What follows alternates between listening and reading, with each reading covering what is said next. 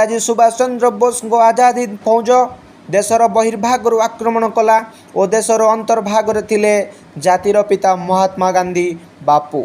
आम देशर सब जनसाधारण सहयोग देश स्वाधीनता प्राप्त कला। देशर इंग्रेज शासन हटिला। 1947 मसीहा अगस्ट मास 15 तारिख लाल किला रे त्रिरंगा पताका उत्तोलन हैला। मात्र मते आज भी लगे आमे पराधीन। जेउठी दिन दी पर जड़े नारी सुरक्षित नुहे, जेउठी निर्भय ठारू आरंभ कर झरा फूल परी झीओं मृत्यु हुए, सेठी केउठी आसिला स्वाधीनता। जेउठी नेता माने कागज पत्र रे काम करी बाहबा नियंती, बड़ बड़ भाषण कही आमको ठकंती, सेठी कौन आमे सतरे स्वाधीन?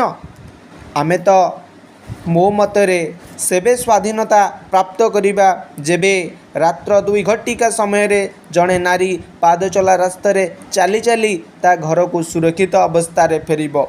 जेउठी नारी पई सम्मान नहीं, एबे भी नारी दुर्बला, तो सेठी कौन देश को स्वाधीन बोली कुहा जाई पारिबो?